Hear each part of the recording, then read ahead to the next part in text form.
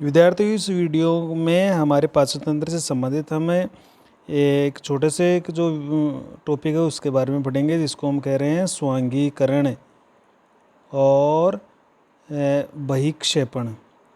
तो इससे पहले वाले वीडियो में हमने पूरी तरह से पाचन को पढ़ लिया है, और इससे जस्ट पहले वाले वीडियो में हमने पूरी तरह से भोजन के अवशोषण को, जितने भी भोजन के घटक है उसके अवशोषण को हमने पढ़ा है। तो स्वांगीकरण और बहिक्षेपण क्या होता है, जिसको अपन कहते हैं एसिमिलेशन एंड इजेशन। तो एसिमिलेशन और इजेशन क्या होता है, यानी स्वांगीकरण और बहिक्षेपण। तो सबसे पहले हमने जो भी भोजन का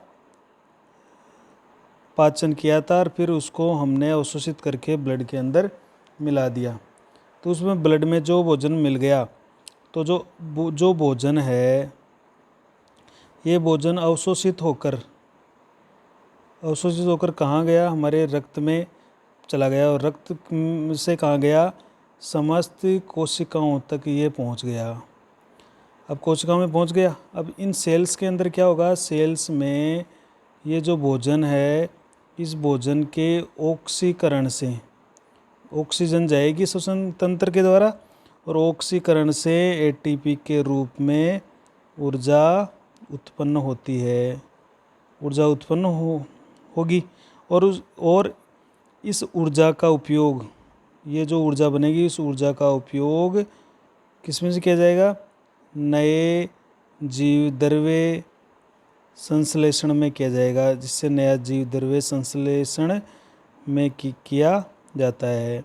नया जीव द्रव्य का मतलब है इसमें पूरा जीव द्रव्य बनेगा, तो कोशिकाओं की वृद्धि होगी, शरीर का निर्माण होगा। इसे ही हम कहते हैं स्वांगीकरण। यानी आगे जो हमने भोजन खाया है, पचाया है, उसको आगे शरीर उसका ऊर्जा लेकर नया जो कार्बनिक पदार्थ या नया जो जीव द्रव्य बना रहा है, जिससे शरीर की वृद्धि हो रही है, नई नई सेल बन रही है, तो उसे ही हम स्वांगीकरण कहते हैं।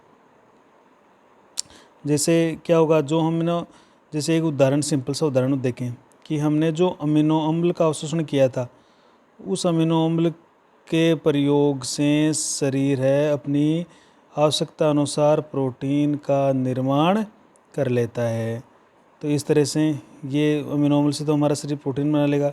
इसके अलावा हमने जो ग्लूकोज या जो वसीय अम्ल थे, उनके ऑक्सीकरण से जब शरीर चाहेगा, उसके ऑक्सीकरण से शरीर है वो ऊर्जा उत्पन्न करेगा, और ऊर्जा उत्पन्न करता है, और उस ऊर्जा का उपयोग अपने जितने भी जैविक क्रियाएं हैं, या अपने शरीर की सुरक्षा के लिए, या अपने शरीर के नियमन के लिए शरीर इसका उपयोग करता है। तो ये स्वांगीकरण की प्रक्रिया हो जाती है।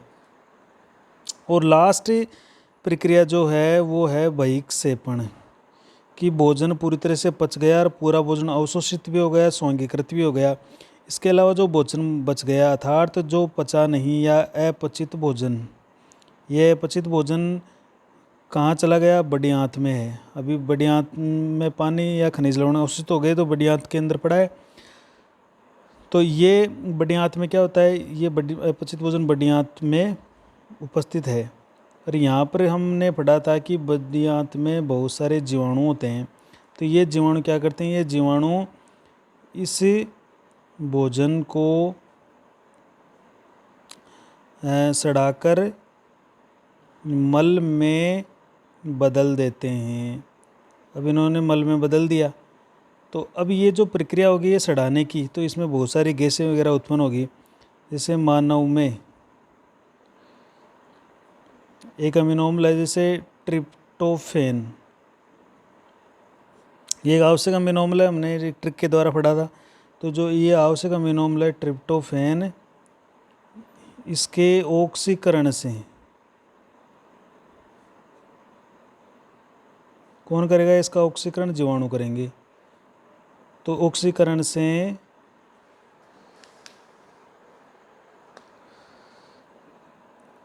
इंडोल केमिकल बनेगा, स्केटोल रासायनिक पदार्थ बनेंगे। इसके अलावा हाइड्रोजन सल्फाइड गैस बनेगी, मेथेन गैस बन जाती है, अमोनिया गैस बन जाती है, जो ये काफ़ी दुर्गंध वाली गैसें हैं। तो ये इस अमीनो अम्ल के या प्रोटीन के विघटन से बनते हैं, जिससे क्या होगी, मल में ये जो गैसें हैं ये मल के अंदर दुर्गंध उत्पन्न कर देती करते हैं। और हमने ये जो भोजन है उसको ऐच्छिक क्रिया द्वारा मल को बहिक्षेपित कर देते हैं। बहिक्षेपित का मतलब है इसको बाहर शरीर से पास आउट यानी बाहर निकाल देते हैं। तो इस तरह से जो भोजन पचा नहीं या अवशोषित नहीं हुआ वो जीवाणु द्वारा सड़ा दिया जाता है और उसको एक मल के रूप में बाहर निकाल दिया जाता है। तो ये एक महत्वपूर्ण अपना विषय था। ये हमारा एक तो पाचन है वो पूरी तरह से हमने पढ़ लिया है। पाचन तंत्र हमारा मनुष्य का पाचन तंत्र यहीं समाप्त होता है।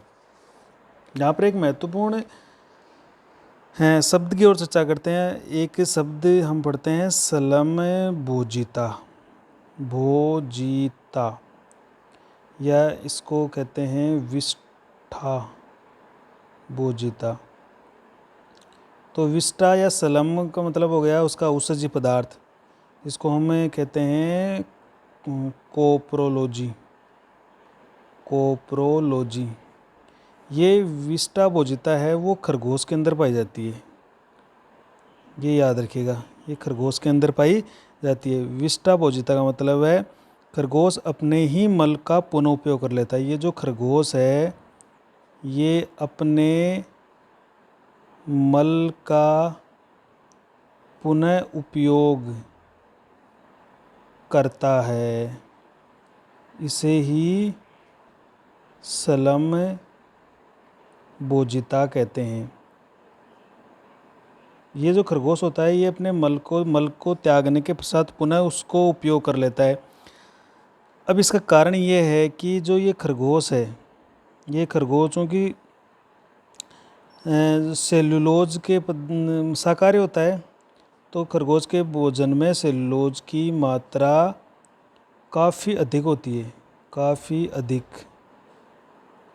होने के कारण, यानी जब ये खरगोश है वो पेड़ पौधे छोटे छोटे पौधों या पत्तियों को खाता रहता है तो उनमें क्या होता है, सेलुलोज की मात्रा काफ़ी अधिक होती है। तो सेलुलोज की मात्रा अधिक होने के कारण इसका पाचन धीमी गति से होता है, धीमी गति से होता है। अतः यह मल त्याग कर मतलब ये काफ़ी धीमी गति से इसका पाचन हो रहा है, तो मल त्याग में इसका पूरी तरह से पाचन नहीं हो पाता है। मतलब ये मल त्यागता है तो उसमें ये सेलुलोज है ये शेष रह जाता है, उसका पूरी तरह से पाचन नहीं होता है। तो उस सेलुलोज का ये पूरी तरह से पाचन करने के लिए, तो उस ये जो सेलुलोज इसने खाया है उसका पूरी तरह से पाचन करने के लिए ताकि ये इसके शरीर में काम में आ सके, तो पूरी तरह से पाचन करने के लिए ये इसमें पूरी तरह से पाचन करने के लिए इसमें समभोजिता पाई जाती है। इस कारण ये अपने मल को पुनः उपयोग कर लेता है, उसको पुनः खा जाता है, समभोजिता पाई जाती है। तो ये के खरगोश में देखने को मिलती है, ये तो याद रखिए रेबिट्स के अंदर ये देखने को मिलती है।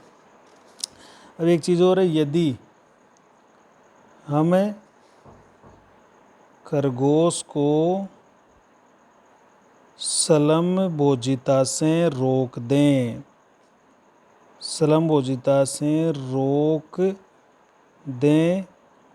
तो खरगोश की मृत्यु हो जाती है। क्यों जाती है? क्योंकि हम जानते हैं कि वो सेलुलोज को पूरी तरह से पचा नहीं पाता है। अगर सेलुलोज को पचा नहीं पाएगा तो उसमें ग्लूकोज नहीं बनेगा, तो उसमें शरीर में ऊर्जा उसकी कमी होती जाएगी। जिससे उसका शरीर है कमज़ोर हो जाएगा। तो अगर हम उसको संलंबजिता से रोक दें तो खरगोश की मृत्यु हो जाती है या मृत्यु हो सकती है उसकी। तो ये एक इम्पोर्टेंट विषय था अपना। इसके अलावा अपन एक विषय के बारे में और चर्चा करते हैं। हमने जुगाली करने वाले जानवर देखे थे। जुगाली करने वाले जानवर जो जैसे पालतू जानवर है या जो कई जंगली जानवर होते हैं, तो वो क्या करते हैं, भोजन को पहले फटाफट खाते हैं, फिर हम देखते हैं कि जब वो आराम करते हैं तो उनका जो जबड़ा है वो चलता रहता है और उनके मुख में झाग से आते रहते हैं और वो अपने जैसे कुछ खा रहे हैं ऐसा प्रतीत होता है। तो वास्तव में ये उनके अंदर होता क्या है, तो जो हमारे पालतू जानवर है और जो जंगली जानवर होते हैं उनमें ऐसा पाया जाता है, वो जुगाली करते हैं। इनको अपन कहते हैं रूमिनेंट एनिमल। जो रूमिनेंट्स एनिमल्स होते हैं उनमें क्या होता है, तो अगर इनमें रूमिनेंट्स एनिमल्स की बात करें तो उसमें होता क्या है कि उनका जो आमाशय होता है उसके 4 पार्ट्स होते हैं। तो उसमें अगर हमें एक उनमें पाचन की क्रिया काफ़ी जटिल होती है। तो अपन उसके अगर आमाशय को देखें तो इस तरह से उसके 4 भागों, छोटे छोटे उसके पार्ट होते हैं। तो उनमें ये अपने एक विशेष प्रक्रिया द्वारा अपने भोजन को पचाता है। जैसे ये उसके अंदर भोजन नली है और उस भोजन नली में से भोजन आ रहा है। तो ये भोजन है वो सबसे पहले एक बड़े इसके सबसे बड़े आमाशय के पार्ट के अंदर जाएगा। फिर यहाँ से जैसे भोजन इसने जानवर ने भोजन किया, अब ये जानवर क्या करेगा, भोजन के बड़े बड़े टुकड़े खाकर इसके अंदर डाल लेगा, इस पार्ट के अंदर। इस पार्ट को हम कहते हैं रूमेन। रूमेन, ये रूमेन होगा। इसमें कई तरह के रूमेनोकोकस जीवाणु पाए जाते हैं जो इसका है वो सड़ाते रहते हैं, इसका विघटन करते रहते हैं। फिर यहाँ से क्या होता है, ये जो जानवर है भोजन के बड़े बड़े टुकड़ों को खा लेता है और फिर यहाँ से उस बड़े टुकड़ों को वापस अपने मुंह में ले जाता है और चबाकर वापस लाता है। तो उसको हम जुगाली कहते हैं। इसके साथ ही यहाँ पर क्या होता है, इसका एक छोटा पार्ट और पाया जाता है इस तरह से यहाँ पे। और इसके अलावा यहाँ पर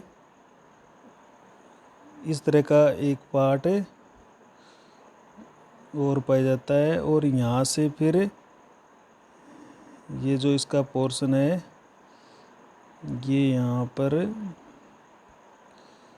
ये आंत के रूप में बाहर आ जाएगा, ये इस तरह से। तो इसके 4 पार्ट हो गए। ये पहला रूमेन, ये जो पोर्शन है ये जो पार्ट है इसको हम कहते हैं, ये दूसरा इसका पार्ट है, इस पार्ट को हम कहते हैं रेटिकुलम। ये दूसरा पार्ट हो गया, ये पहला पार्ट, दूसरा पार्ट। और ये रेटिकुलम के पास नीचे की तरफ ये जो पार्ट होता है इस पार्ट को बोलते हैं नंबर 3 ओमेसम। और ये ओमेसम जो इससे एक लास्ट पार्ट जुड़ा हुआ है इस पार्ट को हम कहते हैं, जो मेन पार्ट है इसको बोलते हैं एबोमेसम। तो इस तरह से 4 पार्ट हो गए जो हमारे जानवर जुगाली करते हैं वो। तो इसमें सबसे पहले क्या होता है, जैसे भोजन बड़े बड़े टुकड़ों के रूप में रूमेन में आ गया। रूमेन में कई तरह के जीवाणु होते हैं। ये जीवाणु क्या करते हैं, इसका किण्वन करते हैं। ये जीवाणु इस भोजन का क्या करेंगे, किण्वन, या इसके जो बड़े टुकड़े होते हैं उनके छोटे छोटे टुकड़ों में बांटने का काम करते हैं। जो टुकड़े हो जाते हैं और जो छोटे टुकड़े हो जाते हैं वो बिल्कुल छोटे टुकड़े हैं, वो रेटिकुलम में आ जाते हैं। ये जो रेटिकुलम है, इस रेटिकुलम पार्ट में वो छोटे टुकड़े हैं वो रेटिकुलम में प्रवेश कर जाते हैं।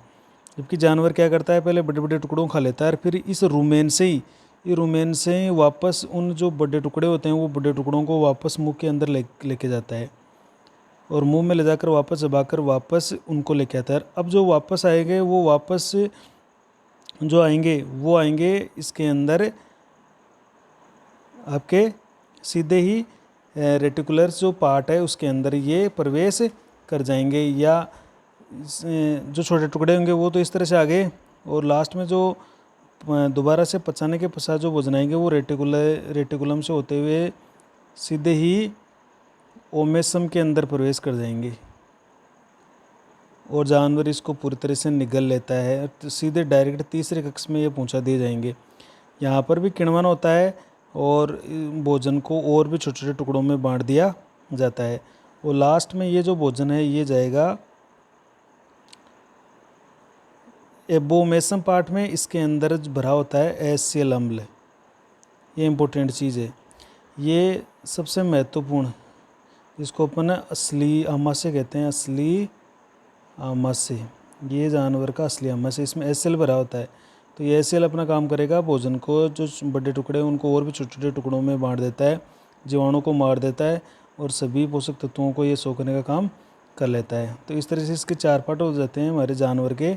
रुमेन में एक बार बड़े बड़े टुकड़े डाल लिए जाते हैं फटाफट, फिर उनको वापस मुंह में ले जाकर चबाया जाता है। रुमेन में जो जीवाणु होते हैं वो किण्वन करते हैं, छोटे छोटे टुकड़े होते हैं वो रेटिकुलम में प्रवेश करते हैं, रेटिकुलम में छोटे टुकड़े, और रेटिकुलम से फिर ओमेसम में प्रवेश कर जाते हैं। जब जानवर जुगाली करता है या बड़े टुकड़ों को वापस मुंह में लेकर छोटे छोटे टुकड़ों में बांटकर वापस निगलता है, तो ये जो टुकड़े हैं वो फिर सीधे ही तीसरे कक्ष में यानी ओमेसम में पहुंचा दिए जाते हैं, और ये ओमेसम से सीधे एबोमेसम में पहुंच जाते हैं। वहाँ पर HCl अम्ल होता है और उस भोजन को अच्छी तरह से पचा दिया जाता है।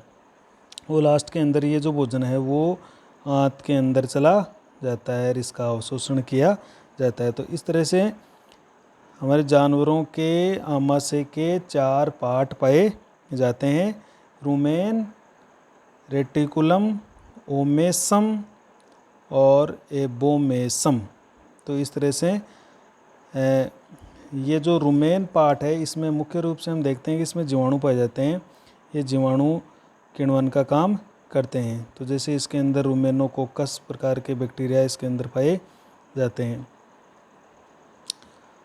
ये जब जानवर जुगाली करता है तो क्या करता है, ये बड़े बड़े जो टुकड़े होते हैं उनको वापस एक गोला सा बनाता है, क्योंकि यहाँ पर लार मिल जाती है, इसमें लार भी पाई जाती है, तो लार इसमें मिक्स रहती है, तो लार से बड़े बड़े टुकड़े उठाता है और ये फिर वापस उनको चबाने के लिए लेके जाता है। तो ये जो बड़े टुकड़े होते हैं इनको बोलते हैं पागुर या कुड बोलते हैं, इसको कड या पागुर बोलते हैं, जो इनको वापस ये अपने आमाशय से उठाकर मुख में लेके आता है, फिर चबाकर उसको छोटे छोटे टुकड़ों में बांटकर फिर सीधे ही ओमेसम के अंदर पहुंचा देता है। और यहाँ पर जो जीवाणु होते हैं वो भी छोटे छोटे टुकड़ों में इसको बांटते हैं, तो जीवाणु द्वारा छोटे टुकड़े होते हैं वो रेटिकुलम में प्रवेश करके फिर ओमेसम में पहुंच जाते हैं। ओमेसम से भोजन एबोमेसम में चला जाता है और एबोमेसम में HCl अम्ल से ये पूरी तरह से पचा दिया जाता है। इसको फिर ये छोटे आंत में जाकर और भी इसके जो घटक होते हैं वो पच जाएंगे और इनका अवशोषण किया जाएगा। तो आज हमने अपने जो शाकाहारी प्राणी होते हैं उनके जो पाचन के प्रोसेस वो भी अपने देखें कि इस तरह से इनके अंदर 4 प्रकार के पार्ट्स पाए जाते हैं। तो ये अपने जानवरों में होते हैं। नेक्स्ट अपन जो टॉपिक पढ़ेंगे वो जैसे कुछ अपने डाइजेस्टिव सिस्टम या न्यूट्रिशन से संबंधित कुछ रोग पढ़ेंगे, जैसे क्वाशियोरकोर और मेरेस्मस है।